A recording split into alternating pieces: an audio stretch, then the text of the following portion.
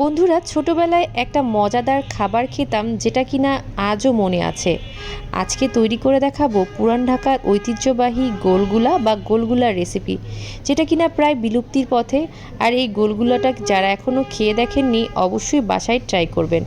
ঘরে থাকা সামান্য কয়েকটি উপকরণ দিয়েই এই গোলগুলাটা তৈরি করা যায়। করছি আজকের রেসিপিটাও আপনাদের অনেক ভালো লাগবে। ছোট বড় সবাই এই গোলগুলাটা অনেক বেশি পছন্দ করে। চলুন দেখে নেওয়া যাক পুরান ঢাকার ঐতিহ্যবাহী গোলগুলা বা গোলগুলার রেসিপিটা। তার আগে যারা এখনও আমার চ্যানেলটি সাবস্ক্রাইব করেননি, প্লিজ সাবস্ক্রাইব মাই চ্যানেল, এবং ফেসবুক থেকে দেখলে পেজটি লাইক করতে কিন্তু ভুলবেন না। প্রথমেই একটা মিক্সিং বলে আমি নিয়ে নিচ্ছি প্রায় 2/3 কাপের মতন হালকা গরম পানি। 2/3 কাপ মানে হচ্ছে 1/3 কাপ 1/3 কাপ দুইবার নিয়ে নিয়েছি, 2/3 কাপ হয়ে গিয়েছে। তারপর এর ভিতর দিয়ে দিচ্ছি 1 চা চামচ পরিমাণ অ্যাক্টিভ ড্রাই ইস্ট। তারপর এর ভেতরে দিয়ে দিচ্ছি প্রায় আবারও 2/3 কাপের মতন চিনি। তারপর খুব ভালোভাবে মিশিয়ে নিচ্ছি। আর আপনাদের হাতের কাছে যদি ইস্টটা না থাকে, আপনারা দুটি উপকরণে ইস্ট তৈরি করতে পারেন। সেটার ভিডিও আমার চ্যানেলে দেওয়া আছে, দুটো ভিডিও দেওয়া আছে, আপনারা দুটোই দেখেই ইস্টটা তৈরি করার চেষ্টা করবেন। তারপর 5 মিনিটের মতন আমি এটাকে ঢেকে রেখেছিলাম। 5 মিনিটের ভেতরে কিন্তু ইস্টটা যদি ভালো হয় তাহলে অ্যাক্টিভ হয়ে যাবে, আর যদি ইস্টটা ভালো না হয় তাহলে কিন্তু অ্যাক্টিভ হবে না। দেখতে পাচ্ছেন হালকা হালকা একটু বাবল এসেছে, তার মানে ইস্টটা কিন্তু ভালো আছে। আমি এভাবে আরও একটু চিনিটাকে খুব ভালোভাবে মিশিয়ে নিচ্ছি। তারপর এর ভেতরে অ্যাড করছি 1/2 চা চামচের মতন বেকিং সোডা, আর দিয়ে দিচ্ছি স্বাদ মতো লবণ। এর ভেতরে দিয়ে দিচ্ছি মিষ্টি জিরা বা মৌরি 1 চা চামচের মতন ব্যবহার করছি, এতে করে ফ্লেভারটা খুব ভালো আসে। গোলগুলা যেভাবে তৈরি করা হয় সেই রেসিপিটাই আপনাদের সামনে দেখানোর চেষ্টা করছি। আর এর ভেতরে আমি দিয়ে দিচ্ছি প্রায় 2 কাপের মতন আটাটাকে দিয়ে খুব ভালোভাবে মিশিয়ে নিচ্ছি। আপনাদের হাতের কাছে যদি ময়দা থাকে তাহলে ময়দা দিয়েও করতে পারবেন, তবে আমি খুব সহজভাবে এই গোলগুলোটা তৈরি করার চেষ্টা করেছি। পুরান ঢাকার এই গোলগুলোটা যেভাবে তৈরি করা হয় সেভাবেই তৈরি করার চেষ্টা করছি। ছোটোবেলায় শীতের সময় সন্ধ্যার দিকে বাইরে থেকে কেউ এই গোলগুলোটা নিয়ে আসলে খুব মজা করে খেতাম। তারপর এটাকে রেস্টে রেখে দিচ্ছি প্রায় 40 মিনিটের মতন। 40 মিনিটের ভেতরে কিন্তু ডোটা খুব সুন্দরভাবে অ্যাক্টিভেট হয়ে যাবে। 40 মিনিটের বেশি রাখার কোনো প্রয়োজন নেই, তবে আপনারা চাইলে 1 ঘন্টাও রাখতে পারেন।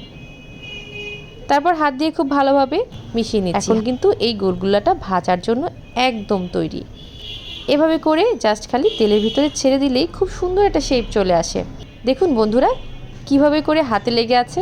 এভাবে করে হাতে লেগে থাকলে কিন্তু মোটেও দুশ্চিন্তা করবেন না, গোলগুলোগুলো কিন্তু এভাবেই হাতে লেগে থাকে আর ভাজতে কিন্তু খুব সহজ হয়ে যায়। এভাবে করে জাস্ট খালি হাত দিয়ে ছেড়ে দিবেন, দেখবেন খুব সুন্দরভাবে ধীরে ধীরে এটা গোল আকার ধারণ করছে।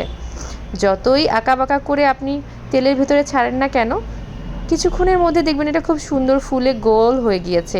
এটাই হচ্ছে গোলগুলার একটা নিজস্ব বৈশিষ্ট্য। আপনার গোলগুলোটা পারফেক্ট হয়েছে কিনা এটা দেখলেই বুঝতে পারবেন। তো তেলটা কিন্তু খুবই গরম থাকতে হবে, আর ভাজার সময় তেলটাকে একটু মিডিয়াম আঁচে করে তারপর ভাজতে হবে। গরম তেলে কিন্তু এটাকে ছাড়তে হবে। দেখুন বন্ধুরা কত সুন্দর গোল হয়ে যাচ্ছে।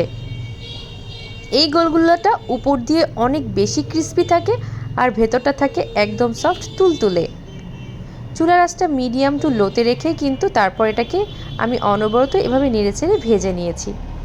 দেখুন বন্ধুরা কত সুন্দর একটা কালার চলে এসেছে। এভাবে করে আমি 2-3 ব্যাচ খুব সহজেই গোলগুলো ভেজে নিয়েছি। গোলগুলোগুলো এত মজা হয়েছে যে ভাজার সঙ্গে সঙ্গে কিন্তু আমরা কয়েকটা খেয়ে ফেলেছি আপনাদেরকে না দেখিয়েই। ভাজতে বেশি সময় লাগে না, খুব অল্প সময়ে এই গোলগুলোগুলো ভাজা যায়। যেটা হয়ে যাবে আপনাদের পছন্দ অনুযায়ী কালার করে আপনারা ভেজে নিতে পারেন। তবে আমি গোলগুলার যেরকম কালার হয় ঠিক সেভাবে ভেজে নিয়েছি।